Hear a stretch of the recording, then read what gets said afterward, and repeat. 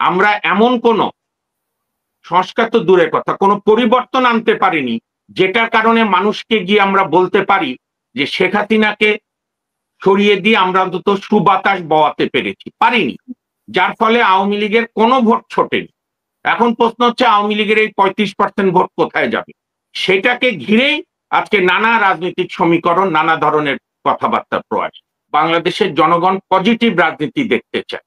আমরা এনসিপি কে গাইড করার ওই যোগ্যতা আমার আছে কিনা জানি না, কিন্তু আমরা মানে শুভানুদ্ধ হিসাবে নানা বিষয়ে ওপিনিয়ন দিতে পারি। সেই জায়গায় আমি আপনার এনসিপি সমালোচনাই করি একটা, আপনারা বিচার বিভাগ নিয়ে আপনাদের কোনো বক্তব্য আমার খুব একটা চোখে পড়েনি, বা বারের আইনজীবীদের সঙ্গে কথা বলা এগুলো আপনাদের উচিত। আসিফ মাহমুদ এবং মাহফুজ আলম তো এখনো ক্যাবিনেট থেকে এই উদ্যোগ নেয়নি কেন যে কারা পালাতে সাহায্য করলো? আচ্ছা ধরলাম না, ঠেকাতে পারিনি, এখন তো একটা শ্বেতপত্র দিক এই 626 জন কিভাবে পালালো, অন্তত এইটা করে প্রমাণ করুক এই অন্তর্বর্তী সরকার যে তারা রুল অফ ল এর দিকে ধাবিত হচ্ছে। না, চাঁদাবাজি তো এখন পর্যন্ত যে অবস্থা, হয়তো এই 12 মাসে অন্যান্য বর্তমান অভ্যুত্থানের রাজনৈতিক দলগুলোর অনেক নেতাদের হয়তো কিছু কিছু টাকা পয়সা জমেছে, কারণ আমরা সবাই তো এখানে, আমার দুই সম্মানিত আলোচক, আপনি আমি সবাই তো এই বাংলাদেশের সন্তান এবং সমাজের। আর আমাদের আইনজীবী হিসাবে মারিয়া নূরও জানবেন, বিশেষ করে আমরা যারা, আমার তো প্রায় 27 বছর না 28 বছরে পা দিলাম আইন পেশার, একেবারে বিশ্ববিদ্যালয়ে মাস্টার্স শেষ করে আইন পেশায় জয়েন করেছে হাইকোর্টে। ফলে টপ টু বটম আমাদের কাছে সবসময় আসে, মানে একদম সমাজের টপ স্তর থেকে মিডিয়া এবং প্রান্তিক জনগোষ্ঠী। তো কান পাতলি শোনা যায় যে যারা 5ই আগস্টে যে কোনো দলের, মানে আমি কোনো দলকে বলছি না, যারা নিঃস্ব ছিল, অসহায় ছিল নানা কারণে, আজকে তাদের সম্পদের পাহাড় হয়েছে। এখানে শুধুমাত্র রিয়াদের চাঁদাবাজি ধরা পড়ার কারণে যদি আপনি অভ্যুত্থানের শক্তি বা মূল শক্তি বা যাই বলেন, বৈষম্যবিরোধী ছাত্র সমাজ, বা আপনি মিন করতে চাচ্ছেন এনসিপির বিরুদ্ধে বিভিন্ন সময় যে চাঁদাবাজির অভিযোগ এসেছে, তাদেরকে টার্গেট করবেন, তাহলে তো বিএনপি শুরু থেকেই টার্গেট। কারণ আমি তাদের প্রতি মানুষের শ্রদ্ধার জায়গাটা অন্যরকম, সেই জায়গা থেকে হয়তো বা মানুষ একটু আহত হয় আর কি, যে তারা তো সেইটা আলাদা জিনিস। এখানে একটা কথা আমি বলতে চাই যে বিএনপি কেও মানুষ শ্রদ্ধা করে বলেই তো নিশ্চয়ই ভোট দিয়ে তাদেরকে ক্ষমতায় আমি বলছি মারিয়া, আমি কম্প্রোমাইজ করার সুযোগ নাই, যে মানুষ মারিয়া আমারটা শোনেন, মারিয়া আমারটা শোনেন, তাহলে মানুষকে টেকেন ফর গ্রান্টেড নেওয়ার তো কোনো সুযোগ নাই। বড় দল বলে মানুষকে টেকেন ফর গ্রান্টেড নেবে? আমারটা শোনেন মারিয়া, সবাই সবারটা ধৈর্য করে শুনি, তাহলে এটাও একটা গণতন্ত্রের প্র্যাকটিস। আর সেটা হচ্ছে যে, হ্যাঁ, সেটা হচ্ছে যে আপনি চাঁদাবাজি এসসাচ বন্ধ করা খুব ডিফিকাল্ট যতক্ষণ আপনি রাজনৈতিক দলগুলোর অর্থায়নের উৎস ক্লিয়ার না করতে পারবেন। আপনি একটা রাজনৈতিক দল কিভাবে চলে এইটা যদি আপনি ক্লিয়ারলি না বলেন, একটা রাজনৈতিক দলের সর্বোচ্চ নেতার ইনকাম, সে যে এত বিলাসবহুল জীবনযাপন করে, যে কোনো দল, বাংলাদেশে ক্রিয়াশীল যে কোনো রাজনৈতিক দল, ছোট বড় মাঝারি, ধরেন আমি আইনজীবী দেশের সাংবিধানিক আদালতে, আমি একটা সংগঠন করি সুপ্রিম কোর্ট কেন্দ্রিক, আমার সীমাবদ্ধতা, কারণ আমি ছাত্র রাজনীতি করেছি, জাতীয় রাজনীতিতে আমি রাজনৈতিক দলগুলোর যে কালচার দেখেছি, তাতে আমি দেখেছি এখন পর্যন্ত মারিয়াদের দলের প্রতি আমার এখনো প্রত্যাশা আছে যে নানা সংকট, সরি মার্জনা করবেন, হাসিনাও ভুল বলেছিল, কোনো অসুবিধা নাই, কোনো অসুবিধা নাই, হুমায়রা সরি মার্জনা করবেন, চমৎকার নাম, ধন্যবাদ। তো আমি আন্তরিকভাবে চেয়েছিলাম, আমি বলি, যখন ধরেন নাহিদের সঙ্গে হয়তো আমার ব্যক্তিগত পার্সোনালি হয়তো না, কিন্তু হাসনাত সার্জিস এরা আজকের হাসনাত সার্জিস হয়ে ওঠার আগেই এই আমি রবি ভাই আপনার টকশোতে, অন্যান্য টকশোগুলোতে সেই আওয়ামী দুঃশাসনের সময় আমরা কথা বলেছি, এবং ওরা যখন দল গঠনের আগেও নানা সময়।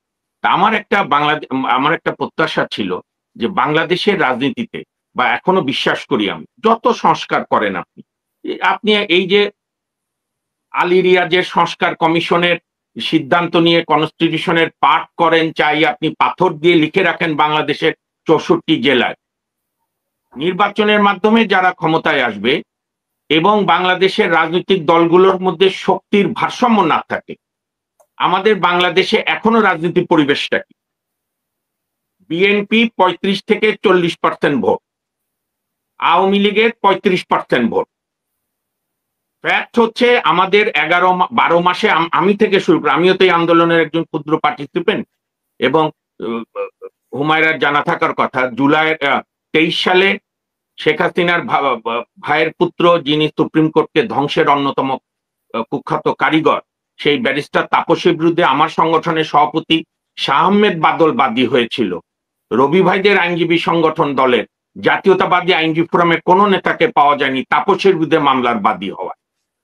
এবং শুধু একা জাতীয়তাবাদী আইনজীবী ফোরাম আন্দোলন করতে পারেনি, সবাইকে নিয়েই ইউনাইটেড লয়ার্স ফ্রন্ট গঠন করে সাবেক প্রধান বিচারপতি ওবায়দুল হাসান শাহিন সাহেব থেকে শুরু করে এই যে শপথবদ্ধ বিচারপতি যারা বক্তৃতা দিয়েছিল, তাদের বিরুদ্ধে একটা ঐক্যবদ্ধ আন্দোলন আমরা গড়ে তুলেছিলাম। এবং সেখানে আমাদের অঙ্গীকার ছিল, আমি কেন বলছি এই সংকটগুলো, ইউনাইটেড লয়ার্স ফ্রন্টের ঘোষণাপত্রের অন্যতম আমি ড্রাফট করেছিলাম, পরে জয়নাল আবেদিন সাহেব অন্যরা দেখে ওকে করেছিল, সুব্রত চৌধুরী। কিন্তু বিচার বিভাগ স্বাধীনের পথে না যাওয়ার আগেই 5ই আগস্টের পর থেকেই ইউনাইটেড লয়ার্স ফ্রন্ট মৃত হয়ে গেছে। কারণ এটাই বাংলাদেশের রাজনীতির নিয়ন্ত্রক, মানে ট্র্যাজেডি। অতীতেও আওয়ামী লীগ, বিএনপি যখন দরকার সব দলকে নিয়ে আন্দোলন করে, ঐক্যবদ্ধ ফোরাম করে, যখন দরকার শেষ হয়ে যায় কেউ কাউকে পাত্তা দেয় না। হতে পারে এটা বেসিক ইনস্ট্রিংক্ট, আমি দোষেরও দেখি না, কারণ এখন পর্যন্ত যে ভোটের স্ট্রাকচার, তাতে বিএনপি নির্বাচনে জিতবে বলে নর্মাল সবার হিসাব। এবং সেখানে এখন সমস্যা কি? সমস্যা হচ্ছে এই 12 মাসে আমরা, হুমায়রা এবং রবি ভাই বা আপনি হাসিন আক্তার, কেউ অস্বীকার করতে পারবেন না, এই 1 বছরে একটি ক্ষেত্রেও আমরা এমন কোন সংস্কার তো দূরের কথা, কোনো পরিবর্তন আনতে পারিনি যেটার কারণে মানুষকে গিয়ে আমরা বলতে পারি যে শেখ হাসিনাকে সরিয়ে দিয়ে আমরা অন্তত সুবাতাস বওয়াতে পেরেছি, পারিনি। যার ফলে আওয়ামী লীগের কোনো ভোট ছোটেনি। এখন প্রশ্ন হচ্ছে আওয়ামী লীগের এই 35% ভোট কোথায় যাবে? সেটাকে ঘিরেই আজকে নানা রাজনৈতিক সমীকরণ, নানা ধরনের কথাবার্তা প্রয়াস। তো চাঁদাবাজি বন্ধ করতে গেলে প্রথম যেটা করতে হবে, দুর্নীতি দমন কমিশনকে স্বাধীন করে দিতে হবে সত্যিকার অর্থে, এবং তাদেরকে সক্রিয় হতে হবে। রাষ্ট্রীয় যে চাঁদাবাজি হলো, হুমায়রা আছে কিনা লাইনে, এই যে 626 জন সেনা অভ্যন্তরে থাকলো, ঠিক আছে, এক্সট্রা জুডিশিয়াল কিলিং কেউ পছন্দ করে না, সভ্যতা বিরোধী, কিন্তু তারপর যে তারা এক এক করে চলে গেল, এখন তো আওয়ামী লীগের পলাতক নেতারা প্রত্যেকে মুখ খুলছে। ওবায়দুল কাদের দীর্ঘদিন এখানে ছিল, অন্যরাও ছিল। ওই সময় তো আমার খুব প্রিয় মানুষ, আমরা এই দলটার সাফল্য কামনা করি, গণতন্ত্রে অনেকগুলো রাজনৈতিক দল, অন্ততপক্ষে 3-4টা শক্তিশালী রাজনৈতিক দল না থাকলে গণতন্ত্র বিকশিত হয় না। হাসিন আক্তার গণতন্ত্র কিন্তু দোকান থেকে ওই আপনার ম্যাগি নুডলস কিনে, যে নুডলস কিনে রান্না করলাম, বললাম আমার ডেমোক্রেসি হয়ে গেছে। আমরা কি দেখেছি? 91 সালে বেগম জিয়া ক্ষমতা এসেছেন, বলেছেন গণতন্ত্র শুরু, এটা ভ্রূণ গণতন্ত্র, এখনই বাধা দিয়েন না, আমরা সব ঠিক করব।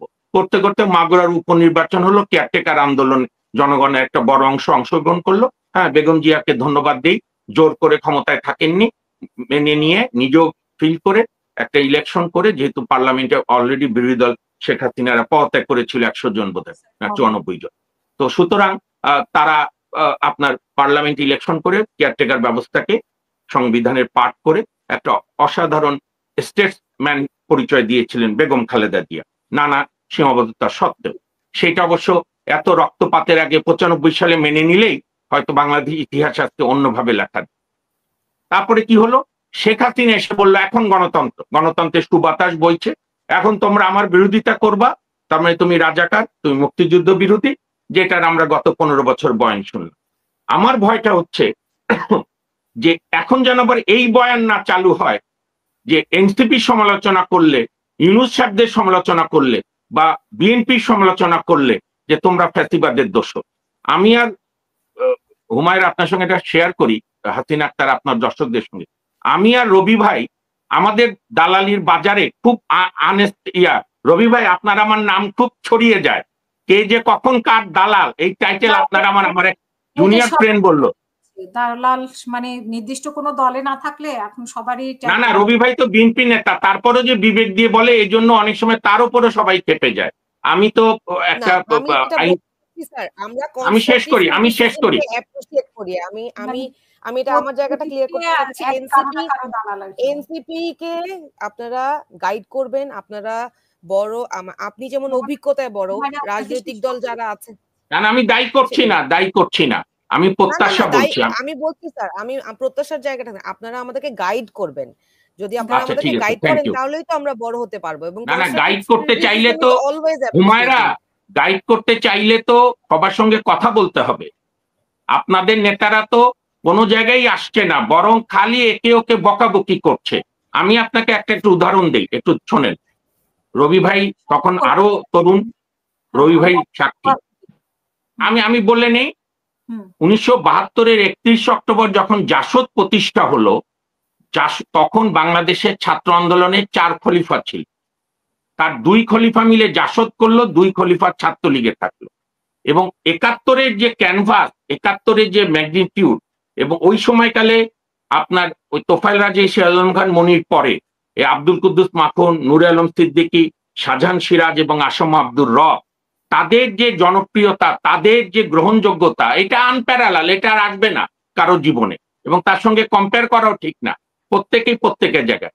কিন্তু সেই জাসদও কিন্তু শুধুমাত্র এংরি ইয়াং ম্যান আর শুধুমাত্র বঙ্গবন্ধুকে গালাগালি করে পজিটিভ রাজনীতি না করানোর কাছে জাসদ দেখেন কোথায় বিভক্ত হয়ে কেউ আওয়ামী লীগের সঙ্গে সমঝোতা করে মন্ত্রী হচ্ছে, আরেক অংশরা ভবিষ্যতে যারা ক্ষমতায় যেতে চায় তাদের সঙ্গে সমঝোতা করে মন্ত্রী হওয়ার চেষ্টা করছে। আমি এনসিপি শুধু না, এই সময়কালে আরো যারা রাজনৈতিক দল হয়েছে, বাংলাদেশের জনগণ কিন্তু উগ্রতা পছন্দ করে না, বাংলাদেশের জনগণ পজিটিভ রাজনীতি দেখতে চায়। আমরা এনসিপি কে গাইড করার ওই যোগ্যতা আমার আছে কিনা জানি না, কিন্তু আমরা মানে শুভানুদ্ধ হিসাবে নানা বিষয়ে ওপিনিয়ন দিতে পারি। সেই জায়গায় আমি আপনার এনসিপি সমালোচনাই করি একটা, আপনারা বিচার বিভাগ নিয়ে আপনাদের কোনো বক্তব্য আমার খুব একটা চোখে পড়েনি, বা বারের আইনজীবীদের সঙ্গে কথা বলা, এগুলো আপনাদের উচিত। শুধু আইনজীবী না, ইঞ্জিনিয়ার, পেশাজীবী সবার করে থাকলে আমি ধন্যবাদ, আমার চোখে পড়েনি। যাই হোক, সেইটা না, ইভেন বিএনপিকেও আমি অনুরোধ করবো যে সব পেশাজীবী দিনে কথা বলা। এখন যেটা দাঁড়িয়েছে সেটা হচ্ছে যে আপনি কোনো আন্দোলনকে, কোনো যুদ্ধকেই, কোনো কিছুকেই দেবদেবীর পর্যায়ে নিয়ে যাওয়া যাবে না। শেখ হাসিনার আজকে পতনের অন্যতম কারণ কি? সে মুক্তিযুদ্ধ এবং বঙ্গবন্ধুকে ধর্মের জায়গায় নিয়ে গিয়েছিল, আইন করেছিল বঙ্গবন্ধু মুক্তিযুদ্ধ নিয়ে প্রশ্ন করলে 7 বছরের জেল, সাইবার সিকিউরিটি অ্যাক্ট, যার ফলে তো আন্দোলনের প্রথম কয়েকদিনের ক্ষোভ বঙ্গবন্ধুরও পড়লো, যেখানে এইখানে তার কোনো ভূমিকা নেই। তো সুতরাং আমরা যেন এই ভুলগুলো থেকে শিক্ষা নিই, এবং সমালোচনা করা এবং সমালোচনা শোনা, এই 2 অভিজ্ঞতারই আমাদের বৈশিষ্ট্য থাকতে হবে, এবং এইটার একটা পলিটিক্যাল কালচারে একটা ডিসটেন্সির মধ্য দিয়ে আমাদের এগুতে হবে। এবং আরেকটা কথা আমি বলি, আপনার সরকারি যে কথা বলছিলাম, যে এই যে 626 জন পালালো, সেই সময় তো আপনাদের দলের আহ্বায়ক না সভাপতি বলেন Nahid Islam was very much in the cabinet, এবং আপনাদের বন্ধু ব্যক্তি তো আসিফ মাহমুদ এবং মাহফুজ আলম তো এখনো ক্যাবিনেট থেকে উদ্যোগ নেয়নি কেন, যে কারা পালাতে সাহায্য করলো? আচ্ছা ধরলাম না ঠেকাতে পারিনি, এখন তো একটা শ্বেতপত্র দিক এই 626 জন কিভাবে পালালো, অন্তত এইটা করে প্রমাণ করুক এই অন্তর্বর্তী সরকার যে তারা রুল অফ ল এর দিকে ধাবিত হচ্ছে।